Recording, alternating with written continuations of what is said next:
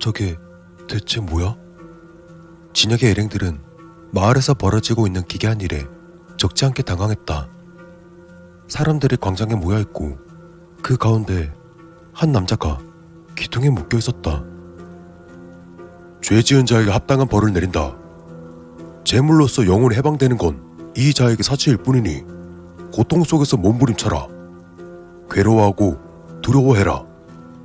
기둥 옆에 있는 노인이 마치 사이비 교주처럼 이상한 소리를 늘어놓고 있었다. 진혁은 그를 알아볼 수 있었다.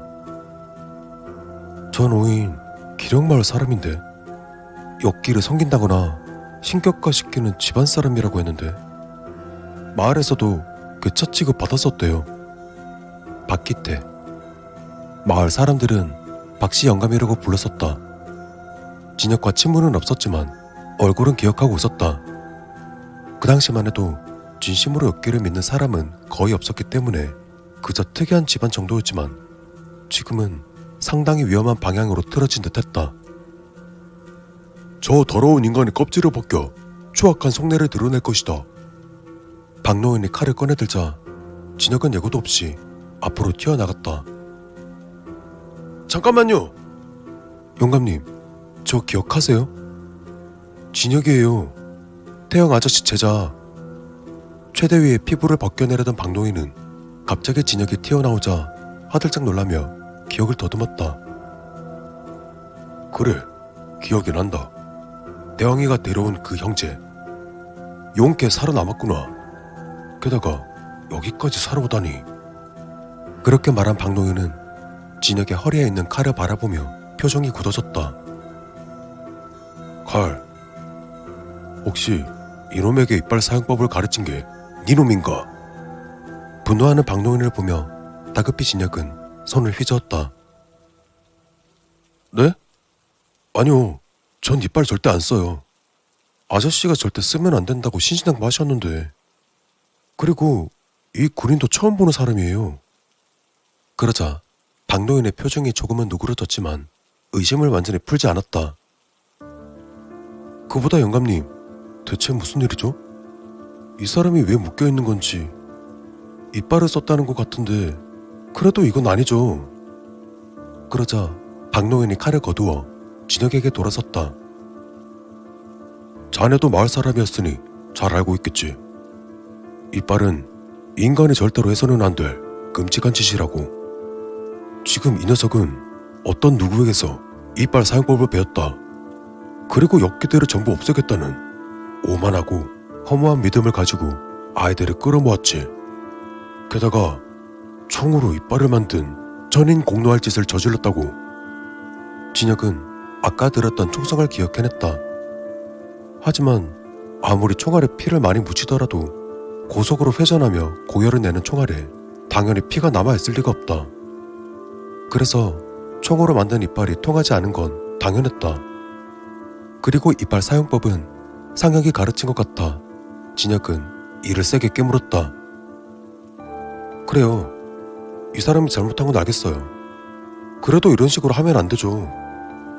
아무것도 모르면서 참견 말거라. 이 사람이 제가 얼마나 막중한지 자네는 이해 못할 게야. 우리 마을엔 우리만의 법도가 있다. 수십 명들의 안전을 책임지는 마을 책임자로서 단호한 처벌을 내려야지. 진혁은 주변을 돌아보았다. 지금 이곳에 많은 사람들이 모여 있었지만 그들의 눈엔 광기가 없었다. 그저 두려움만 가득 차 있을 뿐. 저들이 두려워하는 건 과연 무엇일까? 알아내야 했지만 지금은 노인을 진정시키는 것이 먼저였다. 다른 방법이 있을 거예요. 여기 있는 마을 사람 모두가 이해할 만한 방법이요. 지금 이런 건 너무 가격해서 사람들 모두가 거부감을 느낄 거예요. 그건 영감님도 곤란하실 텐데. 하지만 노인은 진혁의 말에도 꿈쩍하지 않았다. 진혁도 포기하지 않았다. 분명 방법이 있을 겁니다. 제가 도와드릴 테니 일단은 그 칼 내려놓으시고 저랑 얘기 좀 해요. 썩 물러나게. 자네가 끼어들 일이 아니야. 자네와의 이야기는 형벌을 집행하고 천천히 할 테니 지금은 비키게. 그러기 싫다면 다칠지도 몰라. 그리고 그 순간 진혁의 주변으로 청년 몇 명이 다가왔다. 자네 말이야, 자중하고 있으라고. 청년들은 박노인의 명령에 따라 진혁에게 달려들었다. 진혁은 물러서지 않고 자세를 잡았다.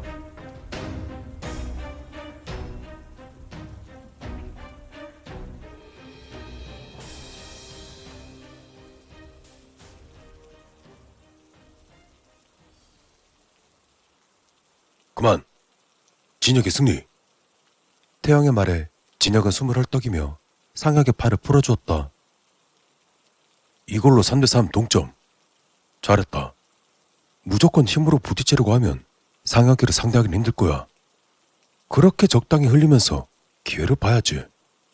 다행히 진혁이도 맨손 싸움은 좀 되니까 상혁이랑 적당히 주고받는 정도는 된다고. 상혁인 저리는 팔을 풀어주며 태영에게 물었다.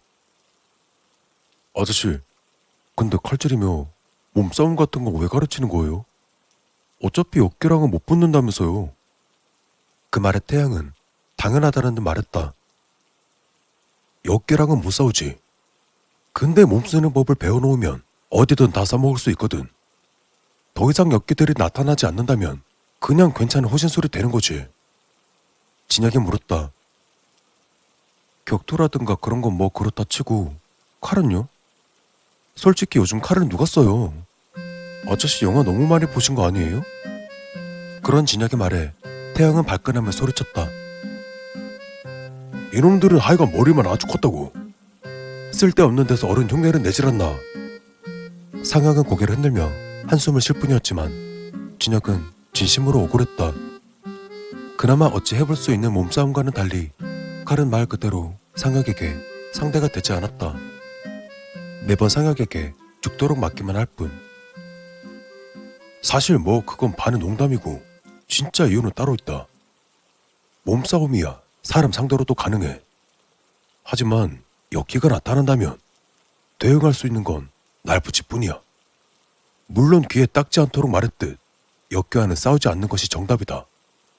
하지만 싸워야 할 때는 분명 올 거라고. 그걸 대비해야지. 시간 끄는 용도로만 생각해도 역기 상대로는 칼이 총보다 월등히 효율적이다. 아무것도 못하고 사랑하는 사람이 죽는 걸 지켜보기 싫다면 죽어라 연습해. 적어도 진혁이는 말이야. 상혁이를 상대로 한 판 정도로 겨룰만한 정도로 만들란 말이야. 진혁은 그때 결심했다. 그런 이유라면 칼보다는 발차기 연습을 한 번이라도 더 하겠다고. 갑자기 역기가 나타날 리 없거니와 그렇게 노력해서 상혁이를 칼로 한 번 이길 바에 격투로 두세 번 더 이기는 게 더 나을 것 같았다. 좋아. 그럼 오늘은 여기까지 하고 마지막으로 질문. 진혁은 손을 들고 말했다. 혹시 여러 명이 달려들면 어떻게 대응하는 게 좋을까요? 그러니까 칼 말고 맨손으로요. 태영은 곧바로 대답했다. 한 놈씩 상대하는 게 제일 적절하지.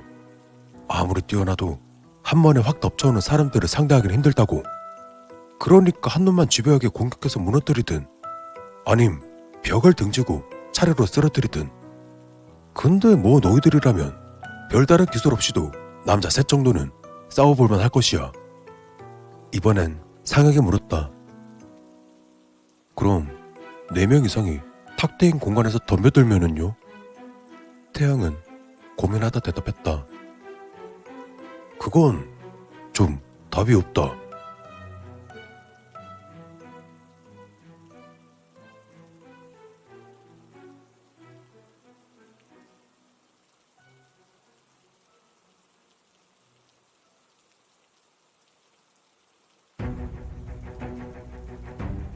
기술도 없이 막무가내로 들어오는 청년 둘에게 명치에다 각각 발차기를 먹여준 진혁은 그들이 쓰러지자 빠른 견눈질로 남은 사람들을 파악했다. 당장 보이는 건 3명. 진혁은 청년 3명을 모두 볼 수 있게 뒤로 끝없이 몸을 움직였다. 시간을 끌어봐야 좋을 게 없으니 빨리 이들을 제압하고 박노인을 말릴 생각이었다. 뒤쪽이에요. 진아의 외침을 들은 진혁은 재빨리 뒤로 돌아 달려온 한 명을 바닥에 매다 꽂았다. 사람들 사이에 숨어있다 기회를 노린 모양이었다. 잘못됐다간 잡힐 뻔했지만 다행히 진아의 도움으로 위기를 벗어날 수 있었다. 박노인은 잔뜩 인상을 찌푸리며 소리가 들려온 쪽으로 고개를 돌렸다. 그렇게 노인이 진아를 발견한 그 순간 노인의 표정이 묘하게 바뀌었다. 기습을 피한 진혁이 안도하는 찰나 마을 사람들 틈에서 청년들 몇 명이 더 걸어 나왔다. 셋, 넷, 다섯. 앞에 있는 놈들까지 하면 7. 이건 답 없는데? 마땅한 방법이 떠오르지 않던 그때 노인의 목소리가 들렸다. 그만, 이제 그만하도록 하지. 자, 내가 이번엔 양보하겠네. 자네 말대로 우선 처벌을 미루는 걸로 하고 자네와 이야기해보겠네. 아무래도 일행이 있는 것 같은데 우선 다 같이 집으로 가세. 갑작스런 노인의 태도에 진혁은 물론 청년들까지 의아해했다. 물론 진혁에게 나쁜 조건은 아니었다. 그렇기 때문에 우선 노인의 집으로 가서 더 이야기를 나눠보기로 했다.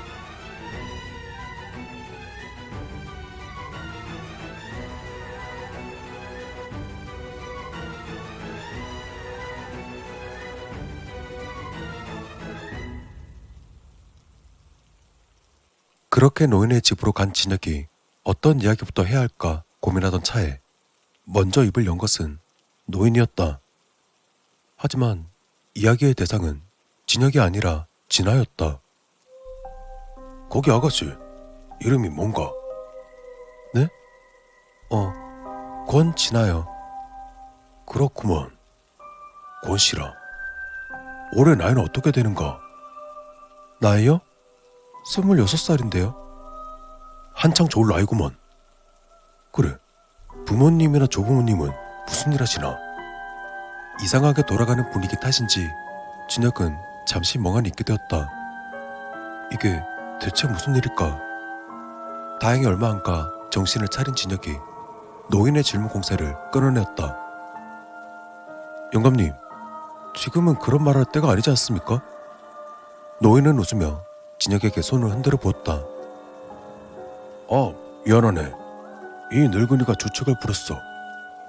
내가 원래 이렇게 가벼운 사람이 아닌데 저 아가씨를 보자마자 들떠서 그만. 진혁은 불쾌하다기보단 황당했다.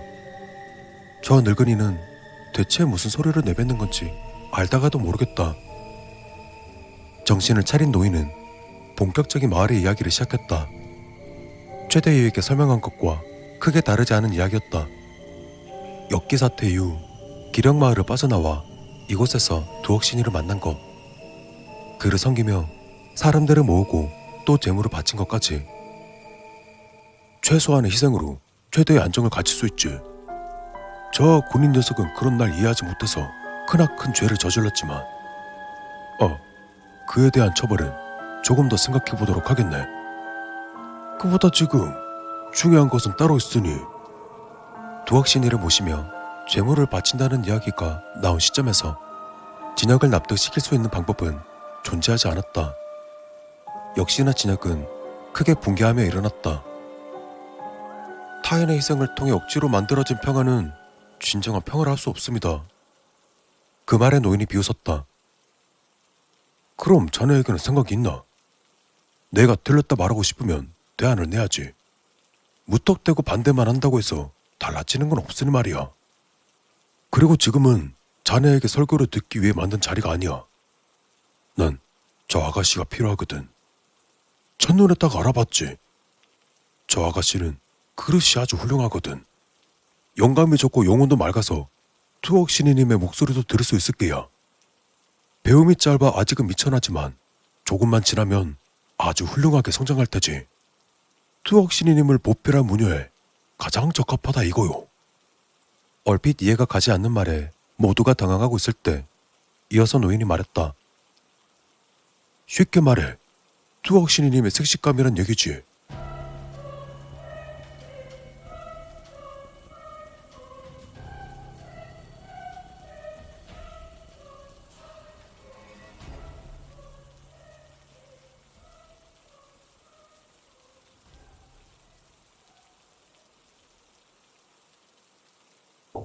터무니없는 노인의 말에 진혁을 포함한 모두가 어떻게 반응하지 못했다.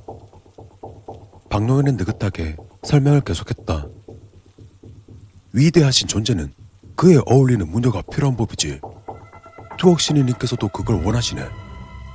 딱히 마땅한 인물이 없어 고심하던 차였는데 일이 제발로 와주다니 아주 감사할 노릇이야. 그러니 제안하겠네.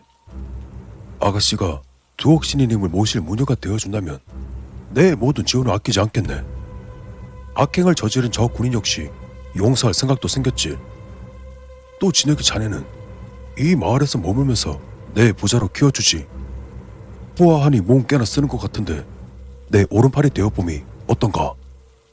그제야 제정신으로 돌아온 진혁은 더 고민할 필요 없다는 듯 노인에게 다가갔다.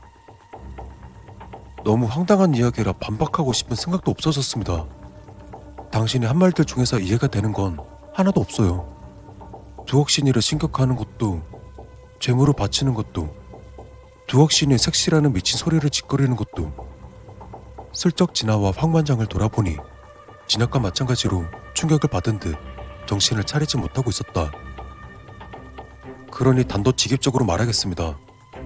그런 터무니없는 믿음 따위는 전부 버리고 부디 옳은 일을 하시길 바랍니다. 역기를 숭배하다니 말도 안 될 말입니다. 노예는 그럴 줄 알았다는 듯 고개를 끄덕이며 말했다. 그래, 자네를 보니 그리 말할 줄 알았네. 뭐 나도 할 말이야 있지만 그 전에 자네에게 묻지. 그럼 자네라면 어떻게 하겠나? 투옥 신이님의 도움 없이 이 많은 인원들을 살릴 수 있다고 믿는가? 진혁은 흔들림 없이 대답했다. 방법은 찾을 수 있습니다. 어렵다 하더라도 해야지요. 그게 옳은 일이니까 어떤 수를 써서든 그렇게 해야 합니다. 그 말에 노인은 흡족한 표정을 보였다. 그래, 그래도 자네는 아까 그 위선자 양반보다는 좀 낫구만. 하지만 말이야, 너무 대책이 없다는 생각이 안 드는가? 마음만 가지고서는 대의를 이룰 수 없네. 물론 난 자네 신념을 높게 평가하네만 분명 남들은 비웃을 게야. 정의 하나만 내세운다고 일이 해결되지는 않지. 지금 자네가 가진 신념만으로 아무것도 할 수 없네.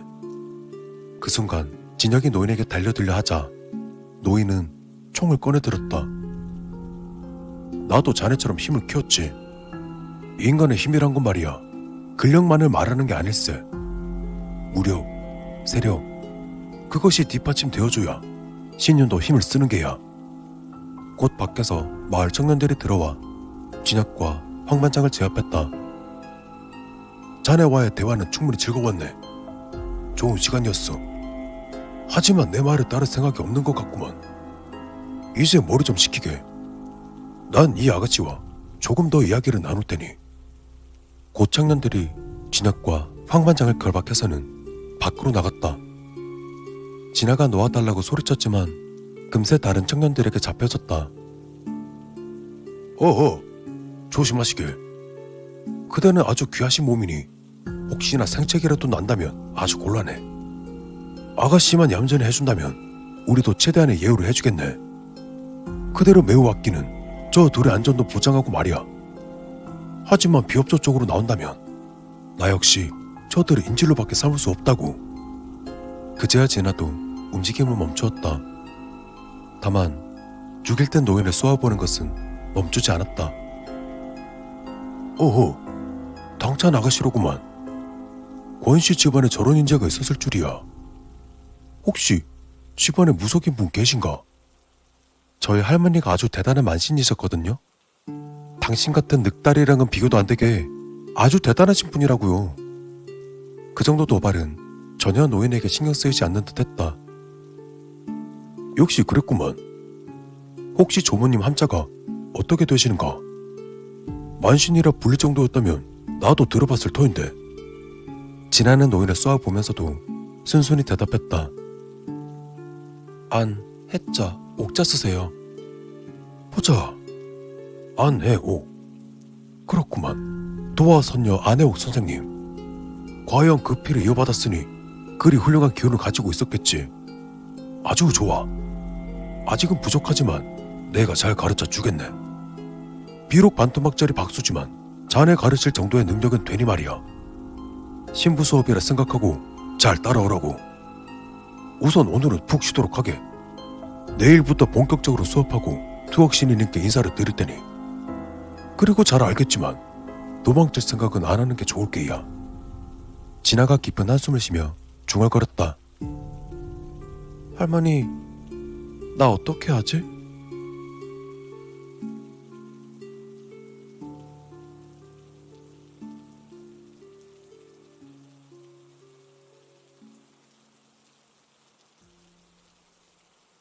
정상병은 줄에 묶인 채 창고에 삐딱하게 기대어 생각에 잠겼다. 지금까지 자신은 무엇을 했던 것일까? 믿었던 사람에게 배신을 당한 느낌이었다. 이대로 갇혀있다 역기에게 바쳐지는 최후라면 그냥 벌을 받는 거라 생각하는 게 나을 수도 있었다. 그럼에도 마음은 그리 편해지지 않았다. 정신우 상병님. 같이 묶여있던 후임병사 박일병이 정상병을 불렀다. 부대는 달랐지만 역기 사태 이후 최대의 명령을 듣게 되면서 선후인 관계가 된 사이였다. 이제 어떻게 합니까? 정상병은 어떻게 말해야 할지 몰랐다. 마지막 희망이라 생각하고 숨겨놨던 칼은 최대위에게 넘겼고 최대위는 그걸로 줄을 끊어낸 뒤 어린아이를 썼다. 대의를 위한 것이라 포장하려 해도 정상병의 눈에 비친 최대위의 표정은 그저 역기에 대한 분노뿐이었다. 그간 아이들과 구조자들을 위한 모든 것들은 그저 위선이었을까? 그래도 저희 살아야 하지 않겠습니까? 뭐라도 해야 될 것 같습니다.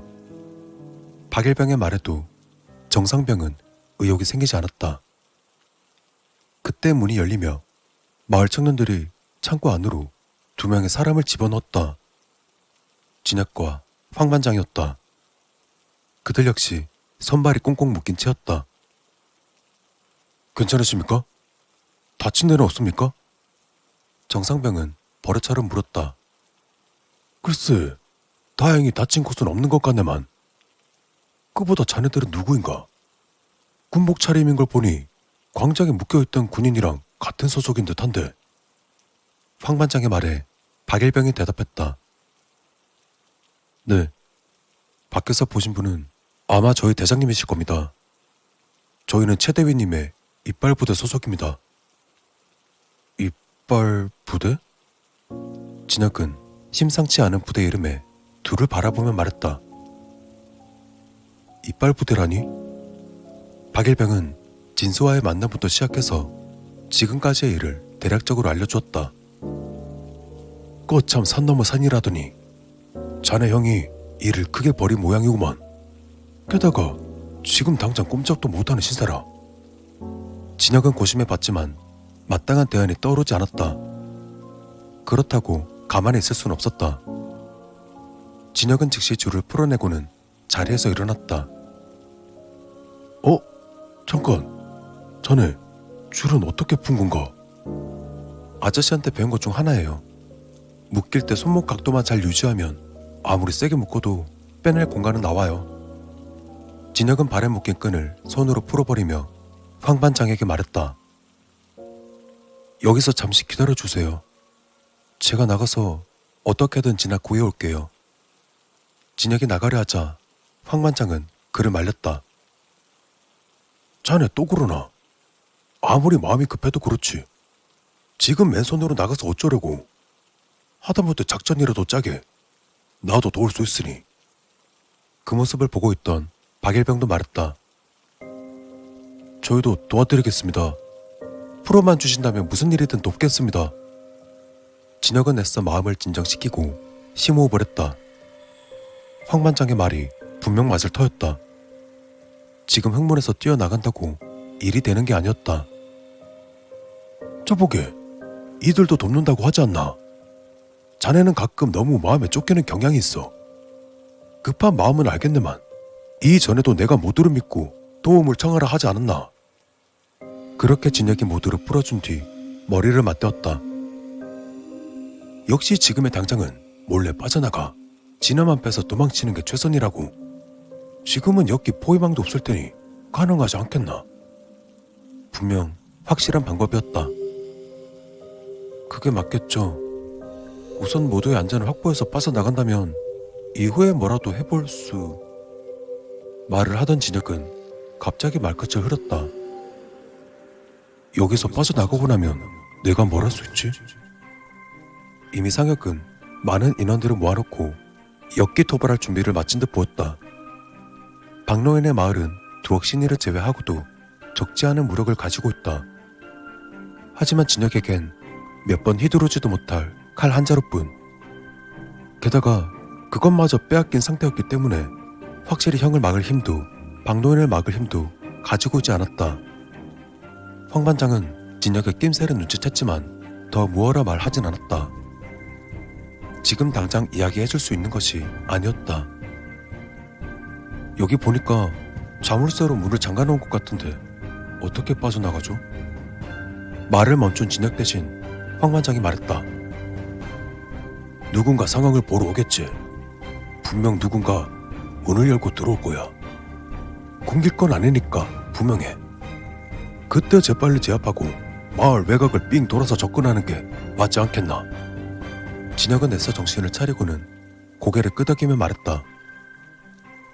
맞아요. 밤에 움직이는 게 제일 좋긴 하겠지만 괜히 문 연다고 소란도 피울 수 없으니까 열릴 때까지 기다리는 게 좋겠네요. 마냥 기다릴 순 없으니 교대로 문 뒤에서 대기하시죠. 다른 둘은 잠시라도 눈 붙이고, 반장님은 그쪽 군인 상병 친구랑 같은 조를 맡아주셨으면 합니다. 대략적인 준비가 끝나자 정상병과 진혁은 자리를 잡았다. 지금은 복잡한 생각하지 말자. 진화를 구한다. 그것 하나만 생각해.